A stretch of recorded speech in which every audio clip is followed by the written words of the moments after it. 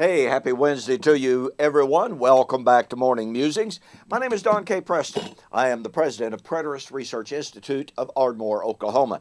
And we are closing down in our discussion and our response to Dr. David Hester's 23 arguments that he offered in our formal public debate, July 14th and the 15th, 2016, at the Preterist Pilgrim Weekend. Don't forget, we now have DVDs and MP3s of that entire seminar, but we have some great speeches.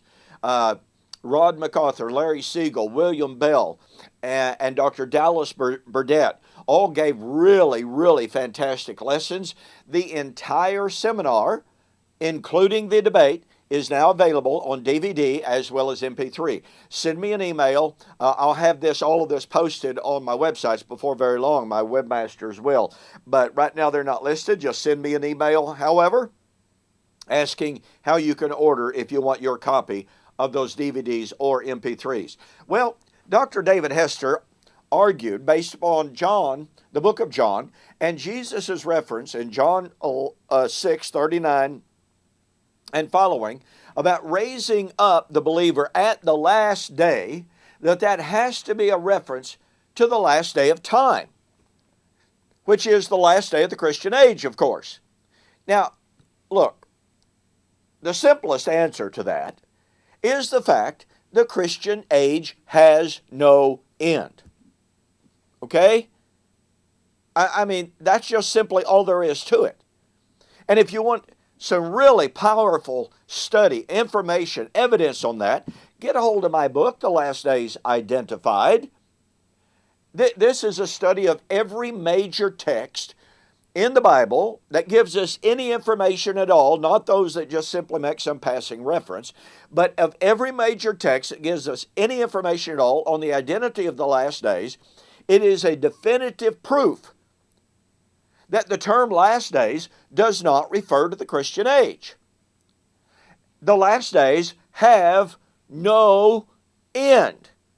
So when Dr. Hester affirmed in his proposition that the resurrection of the just and the unjust will occur at the end of time, i.e. the end of the Christian age, he was affirming something that the Bible absolutely categorically says is not true. Now then, one of Dr. David Hester's basic assumptions was that Jesus spoke of the last day.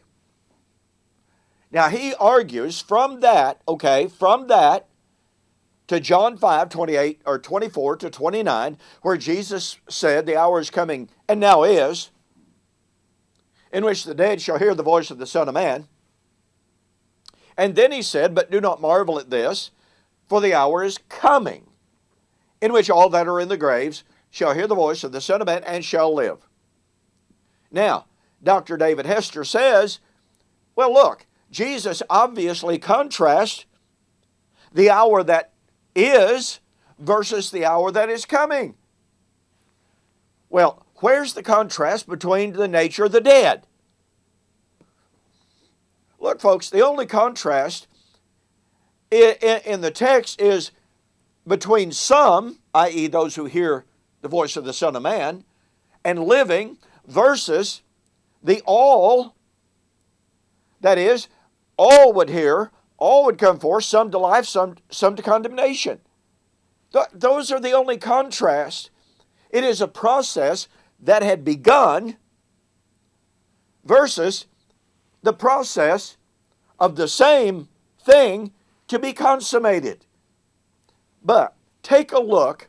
You see, this is such a powerful illustration of the fact that Dr. David Hester simply had not done his homework. Now, we are supposed to have another debate in Montgomery, Alabama in 2017. Perhaps Dr. Hester will do more study, more preparation, more research for that debate. But this argument illustrates that he has done nothing but a superficial glance at the subject of eschatology. Does Jesus' reference to the hour is versus the hour that is coming demand two separate subjects of two separate kinds at two totally different, widely separated periods of time. Well, let's see.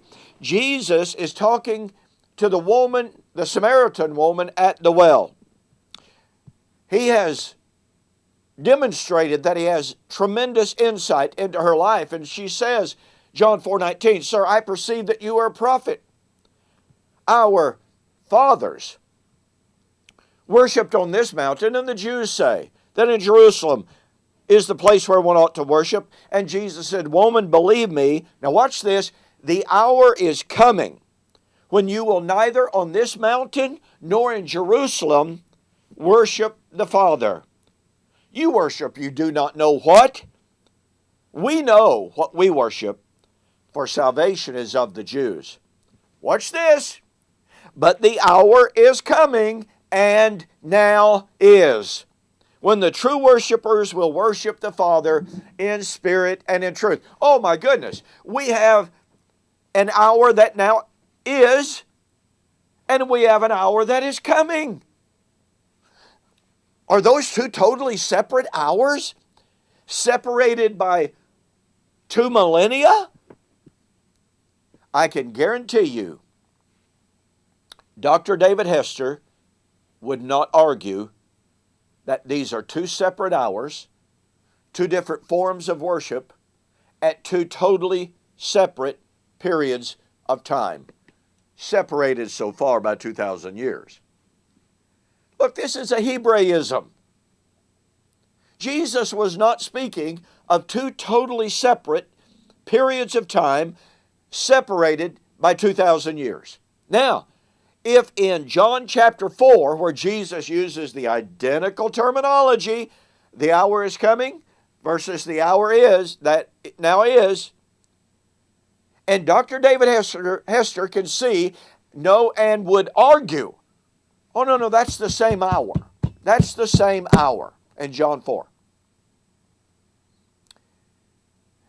Then he has no basis, no contextual, no linguistic, and no hermeneutical basis upon which to argue that in John chapter 5, 24 to 29, that Jesus was speaking of two separate resurrections, two kinds of resurrection, separated by 2,000 years. It's just a fallacious argument. Well, thank you so much for joining me for this morning's morning musings. Hey, don't forget, if you want one of the most in-depth studies of the resurrection from the preterist perspective, a response and a refutation of the postmillennial view, of the amillennial view, of the premillennial view, demonstrating that Daniel chapter 12 definitively posits the resurrection of John 5, 28 and 29, at the end of the Old Covenant age in AD 70, get my book, The Resurrection of Daniel, chapter 12, verse 2, Fulfilled Her Future. Go to my website, donkpreston.com, BibleProphecy.com. Order the book, mention that you saw the offer on YouTube or Facebook, and I'll refund your shipping. Well, thank you so very, very much for joining me for this morning's morning musings. We'll see you on the flip side.